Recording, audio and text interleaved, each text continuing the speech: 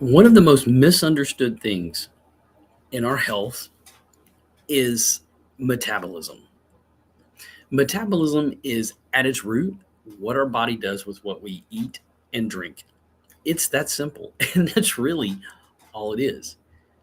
But when that's off, it can lead to the chronic diseases that plague our world. Over 93% of us are metabolically unhealthy. And when we're metabolically unhealthy, we can trace it back to what we eat and drink.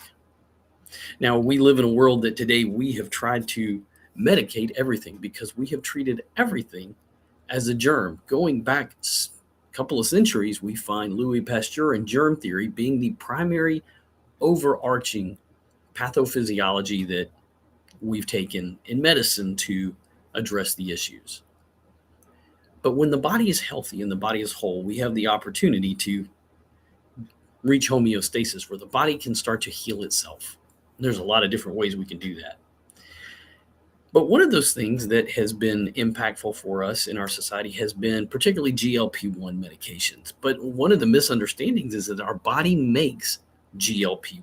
So when we think of things like Ozempic or Wegovy or tirzepatide, we think of medications. We think of GLP-1 because that's what advertising has done. But the truth of the matter is GLP-1, glucagon-like peptide 1, is made in the gut, in the small intestines particularly.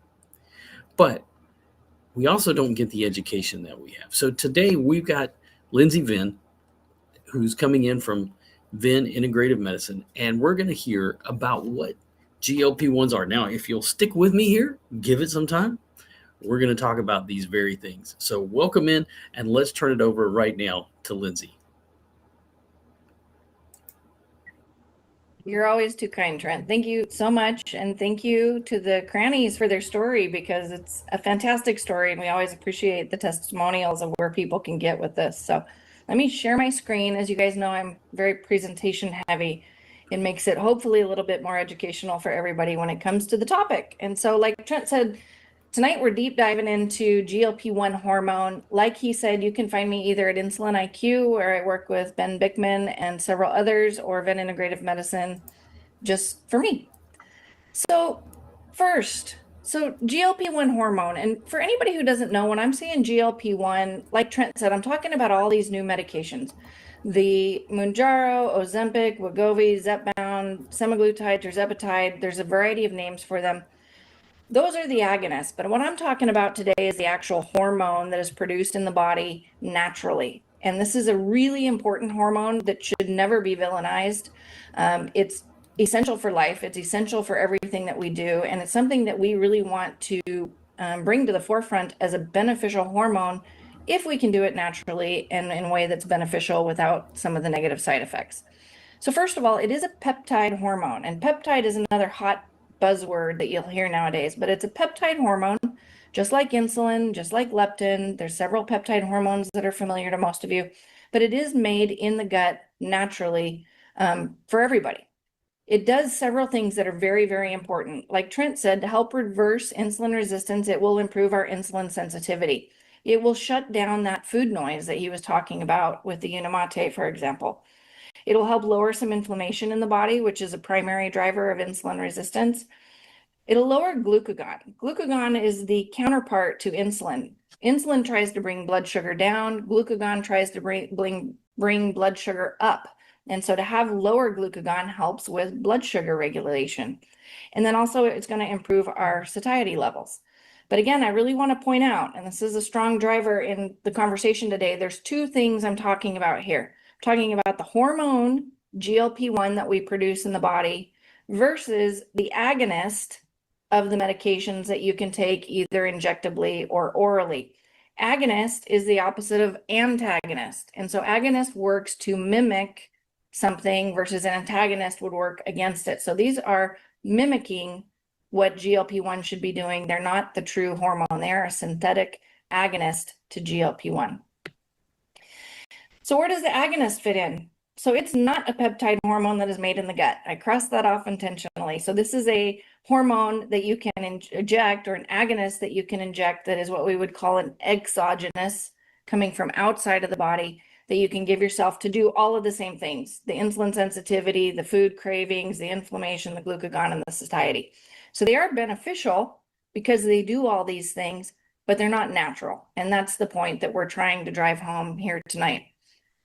So where did they come from and why did we start using them? Well, way back in the day, I've been a dietitian for over 30 years, and I started using some of these drugs probably 20 years ago in patients with diabetes and prediabetes because they are beneficial for all of those things I just checked off in the list.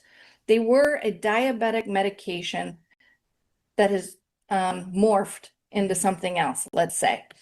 So back in the day, the drug that we used very commonly was one called Bydureon or Byetta. It was an injectable, just like the ones we have today, but it's a different formulation and it comes in a lower dose. And so it is a different medication. So here you can see it's exenatide, which is different than semaglutide, which we have in things like Ozempic and Wegovy. And so they are different. They were used for different purposes and they had very different results. The patients that we had on things like Bydureon back in the day didn't have these massive weight loss results that we're seeing today. So we get into now, and I hope this picture doesn't offend anyone. So just out of curiosity, does anybody know, or does anybody currently in here on a GLP-1 agonist? This isn't to, the last thing we're trying to do is to make anybody feel uncomfortable. It's to educate. So as we come in here, it's learning how all this works and how our body works. One of the things that really blew me away is learning after all this time with advertisement, and we're going to see from all of the celebrities that are talking about it, the reality that our bodies make GLP-1. It's just learning how to do it correctly and to help our bodies to do that. So this is going to be a great opportunity. Hopefully, if you've got questions, please make sure to put that down in the comment. I'm Coach Ken. I'm up here in Anchorage, Alaska, one part of Healthy Together and feeling great. Let's get back to Lindsay. Anybody, but everyone sees them all day long, every day on any social media. The weight loss piece of this has far overtaken the diabetes benefit when it comes to what people are focusing on. It has been just astronomically promoted by all the big speakers in the world. So the current medications that we're focusing on are these top four are the ones. So Ozempic and Wegovy are what we call semaglutide. That's the generic name for it. And Mounjaro and Zepbound are tirzepatide. The difference between these medications is that Ozempic and Mounjaro are specific only for diabetes, and Wegovy and Zepbound are specific for weight loss. They did this, the FDA approved this because they knew they'd be able to sell more, in my opinion, but they did this to target different audiences. The piece I want to keep in mind here is like Ozempic, for example, it has a 2.0 milligram max dose. That again. Did y'all catch that? Did y'all catch that these names are likely have more to do with marketing, and look at what they're marketed for? That's pretty significant for us to think about. Medications, it's not about our health, it's about marketing. That just really, I don't know if that bothers anybody else. That really bothers me. Per week. Wegovy, for the weight loss, has a 2.4 milligram max dose per week. And I find it very interesting that the max dose is working to lose their weight versus people who are trying to cure a chronic disease. But I'm going to point to these numbers later, so I wanted to point them out here a little bit earlier. The point that I like to drive home when I'm talking with my patients who come to me, I have at least half of the patients I see, if not more, come to me for weight loss. That is their main driver to come to see me. And when I have these conversations, I give them full informed consent. And I'm going to say, okay, if you just do diet and exercise, this is what you can expect. If you use supplements, this is what you can expect. If you use traditional medications like metformin, this is what you can expect. Or if you go on to these injectables or even the oral medications, this is what you can expect. And I would say at least 95% of my patients that are on this suffer with constipation. It's a real prominent problem for my patients. Nausea and vomiting are also extremely common when they're on these medications, but even more severe complications like gastroparesis is when the stomach actually cannot empty, so the food remains in the stomach for too long. This is why you'll hear, like, if you're going to have a surgery, they now ask on the standard form, are you on one of these medications? Because you have to stop it at least 2 weeks prior to your surgery, because you probably still have food in your stomach because of the delayed gastric emptying side effect, or it's actually the true pathophysiology of these medications, that's why they work, is that you hold food in your stomach longer. Ileus can be a problem. This is a paralyzation of a portion of the intestinal tract, and this can actually be a fatal complication that can occur. But I'm also now starting to see in some of my patients complaints of vision loss, definitely seeing things like bone loss and muscle wasting. And so I always like to point out side effects of these medications are real, and therefore exploring alternatives is something that we're really pretty passionate about. So I stole this off of Ben. You can all see Ben's lovely bald head over here. He's in Korea right now speaking for Unicity at the moment, and he shared these with me. But when we look at the studies that have been done on these medications and the results that they're having, they're pretty impactful. So this one was a 2-year study of the weight loss version of these medications. And what they were looking at was the food noise. What are people craving? What are they experiencing? And what is this resulting in when it comes to the benefit of taking these medications? So at week 20, they actually compared it here to baseline. The 0 number here is baseline. If they had their normal day-to-day, prior to any medication cravings, they were at 0. When they started the medication, they had a decrease, obviously, in their food noise, which was great. I'm sure all these people were losing weight. Week 52, that crept back just a little bit, but by year 2, week 104, they were pretty much back to base. This has been probably the biggest problem that we've seen with this medication, and I'm going to dive a little deeper into this. One of other Ben's slides that I just pulled here too was, from these injections with the additional risks, there was a total return of sweet cravings at about the 2-year mark. And so they're not foolproof when it comes to having long-term lasting effect. So what happens when these people stop these medications? And this study goes in and it shows the fact that, yes, over about 2 years, again, this is a 2-year study that they looked at, people were actually starting to stop the medication for a variety of reasons. They didn't feel good, they stopped being effective, they weren't covered by insurance anymore, whatever the reason, these people stopped actually taking these medications. And what happened?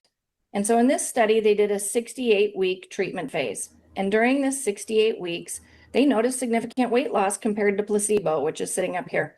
So they lost a significant amount of weight. I'm going to just say 50 pounds. Let's say this group of people lost on average 50 pounds in 68 weeks, and then they stopped the medication. And what happened? They regained about 80% of the weight back. Let's say they still had a 10% differential here or a 10-pound differential when it comes back. So they lost 10 pounds overall in this phase, in this period, but regained 40 pounds of it back. Well, what part did they gain back? If we know, and I didn't share this slide, I should have put it in here, but we know that about 40% of the weight loss is not fat. It is lean body mass, whether it be bone or muscle or connective tissue. 40% of this weight loss, clear down here in this 50 pounds, was not fat mass. None of my clients ever hear this from their Well, we doctor. all know when we regain muscle, especially as we regain weight, especially if we're a little bit older, it's really hard to regain muscle mass and nearly impossible to regain bone mass. And so there is this reminder of mind the gap. If you lose the weight and regain the weight, it may not be beneficial in the long run because overall percent body fat is the same or worse, while muscle mass and bone density are worse. But GLP-1 hormone is good. This is the one thing I want to say. I'm not villainizing GLP-1 hormone here. GLP-1 hormone is really, really important and really, really beneficial when it comes to what we want to do to improve metabolic health. And so Ben, thankfully, has actually conducted studies in his lab at BYU on this product. And that's why I am in such good support of this product, is because they found with the Unimate, for example, there was a 60% increase in natural production of GLP-1. Huge, huge benefit that we haven't really seen with any other natural supplement out there. The balance that Trent was talking about also is extremely important. The cells in the intestine that actually produce GLP-1 are called L cells. And in Ben's study, it shows that it highlights the importance of dietary fiber, particularly fiber, also protein, to maintain L cell secretion and intestinal integrity. Again, Trent was talking about that. If you have leaky gut or dysbiosis or something along those lines, fiber, prebiotic, probiotic fiber is essential, and that's exactly what balance does for us. But I have two questions, and I've asked these questions to Ben, and I'm going to ask them here. Not that anybody else is going to have the answer either, because we don't, maybe someone does, but my two questions are this. These are good. Number one, can someone become resistant to these GLP-1 exogenous medications and problems? This is a great question. It is a peptide hormone. And some other peptide hormones that I mentioned earlier are insulin and leptin. And we know for a fact you can become very resistant to these. I oftentimes, when I'm talking with my patients, I talk to them about, I use beer as the example. You know, at the beginning of an alcohol journey, one beer will get you a buzz. After a while, you have to have 2 beers. After a while, you have to have 6 beers, and so on and so forth. And that's because you become resistant or tolerant to the effects of the alcohol. Same thing happens with insulin. Same thing happens with GLP-1, in my opinion. I asked Ben this question. We don't for sure know the answer, but you can become resistant. And this is really kind of proven because patients need to increase the dose over time in order for it to remain effective. It's just like having to increase the number of beers you need for a buzz. You have to increase the amount that you're giving of these medications to keep it effective. Same with insulin. My insulin-dependent diabetics, if they stay on a high carbohydrate diet, if they're snacking on sugar all day, they give more insulin, they become more resistant, they need more and more and more insulin over time. Again, I am not villainizing any of these hormones. They're all very, very helpful and critical for health for a healthy life. This is metabolic health. But we want them in ideal amounts. We don't want them in superhuman amounts. We don't want them above and beyond what they want them to be. And really, when I asked Ben this question, he said, there's no proof, but it's extremely likely that the resistant effect is possible for GLP-1. So my next question is so many lacking when studies. I give a man, I use this as an example, when I give a man testosterone replacement therapy, it shuts down the testes. He can't make testosterone anymore. Does the same thing happen when I give somebody GLP-1 agonist? Will they stop producing their own GLP-1 hormone? We don't know. The same thing happens with thyroid. If I give someone a thyroid medication, because there's plenty of thyroid hormone in the body, the thyroid doesn't have to make its own thyroid anymore. Does this happen with GLP-1 when we give it exogenously? Again, Ben's answer to this was, I don't know, but it's likely. And so the question then is, more studies. Does it return to normal after we've given exogenous GLP-1? We don't know. Does boosting endogenous meaning our natural production inside? Just out of curiosity, does it bother anybody that when we have done all these studies, which we've done, we don't finish out all the studies? Does that bother anybody? If that bothers you, type a yes in the comment. If it doesn't, type no. Just let me know. Does it bother anybody else that we do these things and we put these out there and say we have the studies to back them up, which we do the same thing.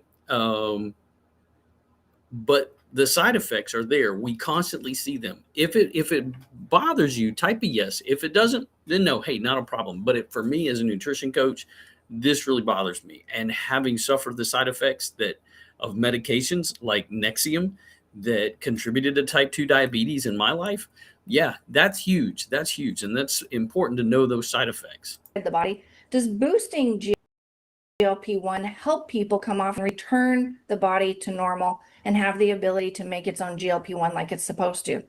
And again, my answer and Ben's answer, and I've seen it in practice with my own patients, yes. If a man wants to come off testosterone, I give him something like clomiphene or HCG, and it helps them make their own more.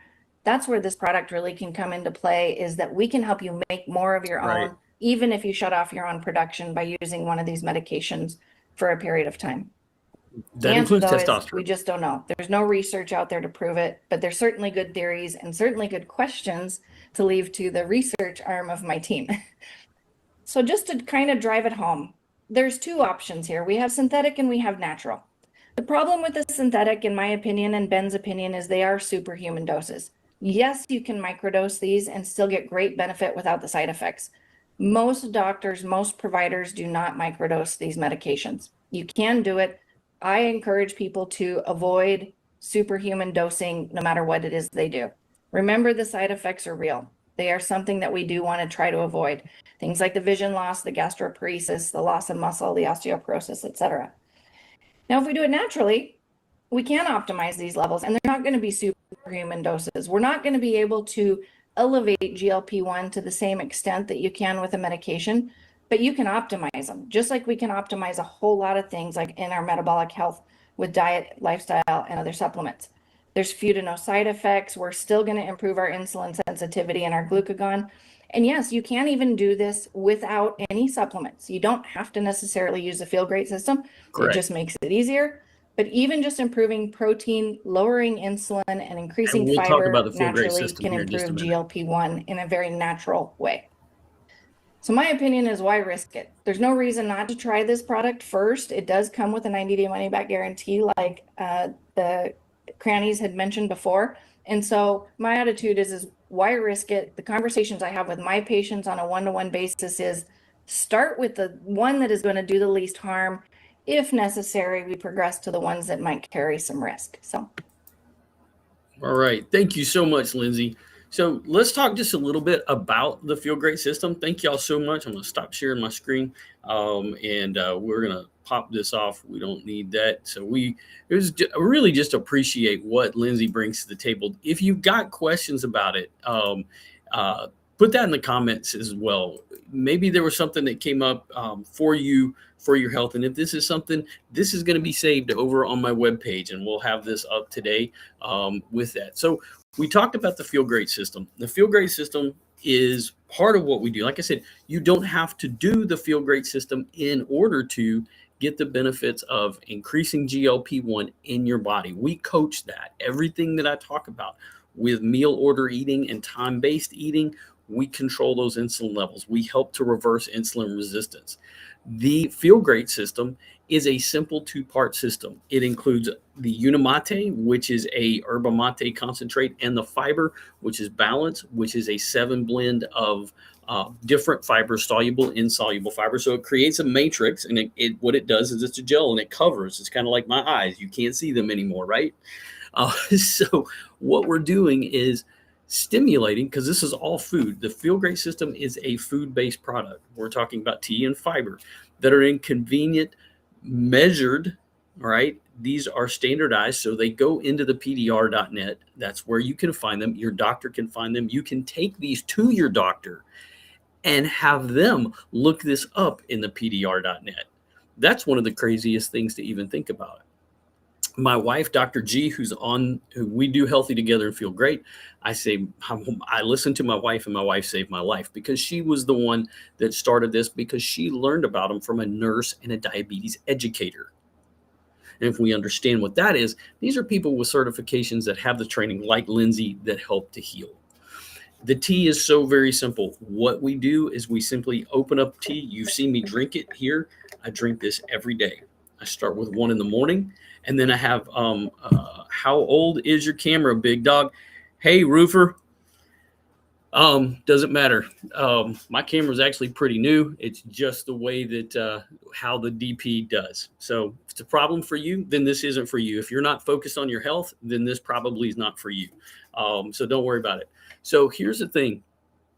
The tea is what we drink every single day. This is what she talked about. This increases that GLP-1, but up to 60% in that fasted state. And throughout the day, it helps to curb those cravings and crush those every step of the way. The Balance works like a statin. This is going to help slow digestion and help to heal in our bodies. All right. It helps to create that gel that covers over, that coats the food, gives us the fiber, slows that blood sugar spike, and helps the body to move forward in that healing process. So we are able to lose the weight. We are able to control the blood sugars. Our bodies are able to produce more glucagon, which is the opposite of the insulin that often is leading to insulin resistance. Now, the great part about the protocol is it is incredibly simple to get, and it's not going to break the bank. You don't have to go through, if you have a flexible spending account or a health savings account, guess what? You have the option. Your insurance can't deny that. All right, because it's a nutraceutical.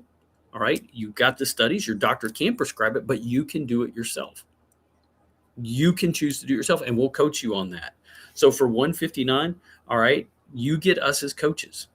And that's exactly what we want to do, is to coach you on this. If you will be consistent on it, it could change your life. It could save your life. And if it's not you, who is it that it could help? If there's somebody in your life, I know it did for me. I know what it did for me. I know what it did for my wife, and I know what it's done for thousands of others. So if you're interested, grab that QR code down there, send me a message. You can contact me up here. This is my link tree. You can reach me here. Put a comment in the section down below, and we'll get back with you on there. If you just would type FGS or feel great, I will send you more information and we'll get in contact. All right. Thank you so much for being here. Go get the day, make it golden, go be excellent to one another, and go be excellent to yourself.